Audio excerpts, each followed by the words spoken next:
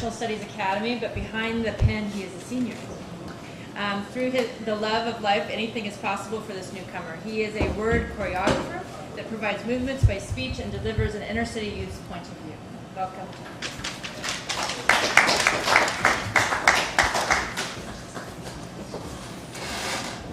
Hi. Well, my first poem is called Fast Track. Yeah. I'm on the road to riches, but the traffic is bad. I will fly, but I'm afraid of heights. My anxiety will collapse. They say 2 wrongs don't make a right, but I could be right with 3 lefts, and everything I try to make right had already left. They say do not enter, but they still let me in on my world race, accidentally hitting pedestrians. Every time I try to move on, but I'm at the bottom of the dead end. I know it's rock bottom because there's nothing in range, so I avoid the speed limit in the bicycle lane.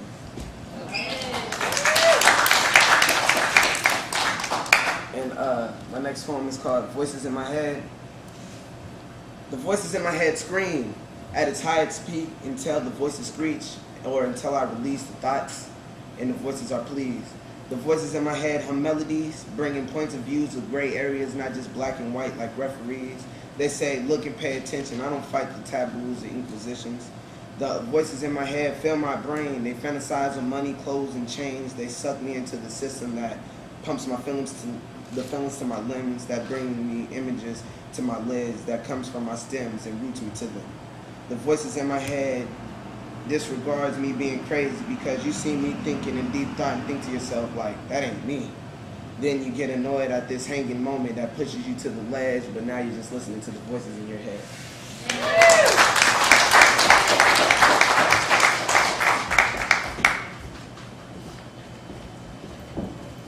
All right, our next reader is Nicole Zatarain. She's a junior at ISA High School. She can be smart, yet such a dumb fool. A hippie at heart, uses her words as a power tool. She wrote this, by the way. Can be a boy on the field and a lady in heels. She is that cartoon character that trips on banana peels. She thanks the softball gods for giving her such skills, scooping, hitting, backhands, between the legs, behind the back, no eyes. She's a young captain that kills. Welcome.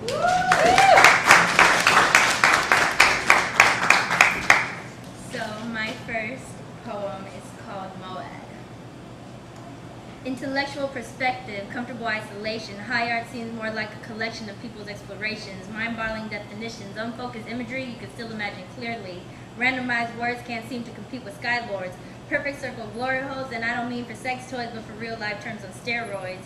Sounds not even God could capture with a tape recorder. The knowledge of knowing now will blur, for now we wait for something to intentionally occur. Having an unexplainable romance with the intensity that lays between you and the power switch, making the most important part of the ride blinking, 3D sound waves coming through the ends of unchained chains, daydreaming with one eye open as you sit there dozing. Off and on, the electric shocks go on and on till you stop recording and everyone's gone.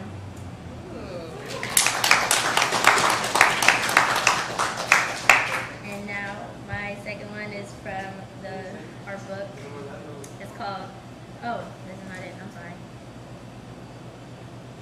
I can't find it, hold up. The soldier one is the first.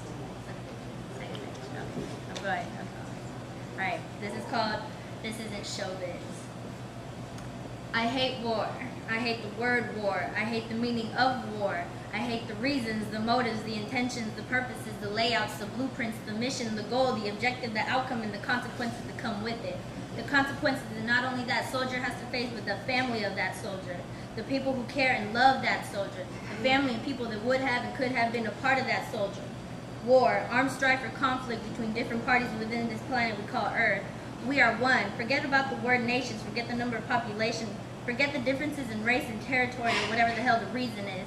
This isn't showbiz. They won't come back famous. Their names won't be in the mouths of millions, but on the contrary, they might become poor veteran civilians. This isn't showbiz, but more like a pop quiz. If you make too many mistakes, you're done, you failed the test, and there's no retake. War, a debate gone too far, irritated and upset with the thought of pre-war speech already on their mind, while that mother sits there tender-hearted, awaiting a letter from her son, daughter, or minimum wage messenger with a typed-up letter candy-coating the end of her soldier. Hoping and praying that that's not the case, she sits there patiently awaiting to see their face. But the feeling, but the feeling in the pit of her stomach just won't go away, knowing that they'll leave again. But the return may not be the same. I hate war. I hate the words of war.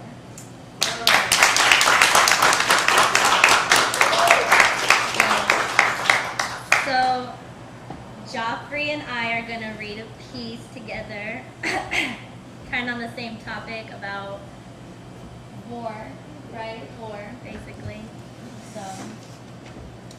So it goes, trigger click boom, trigger click boom. Say it once and magically bullets turn into tragedies. DOAs, no names but descriptions. And last breath mumbling is the only equipment. If not death, the last resort is crippling. A product of my environment, I'm immune to this instant. You say it twice, and they breathe words of destruction, sirens of paranoia, and everything is troubling. Pain inside racing, my insides bubbling, rage and fierce, bullets to pierce. Flesh wounds to tissues and skins like tattoos. She used to watch little kids outside her window, but those little kids grew up, screwed up, which made her a widow. Fire-breathing metals of hints, temps, and infos. Teenagers raised to be men, but the opposite of gentle. This plan was to make this concrete jungle guerrilla warfare. Armor consists of bootleg, firearmed warheads. Trigger click boom, blast shot in the edge of every room. The starting mark of a war not between two countries but between two doors. Thugs writing pieces about their pieces, touching the lives of people they think did it. Pain spreading faster than diseases, and the mere thought just happened to seize us as we stood here looking for a reason why. The sound of flying bullets making a beat no one can beat. A loud boom type of flow with no control. Bodies falling to the floor, performing safety roles as if practicing them many times before. Hands over your head, cover your eyes, cover your ears, cover your life, because it could all be lost in a blink of a drive-by. Not having to travel across the world to pick up a gun and fight. They stand on a cement square on the wrong side of the block. They are called soldiers because they are willing to die, but tell me this, die for what?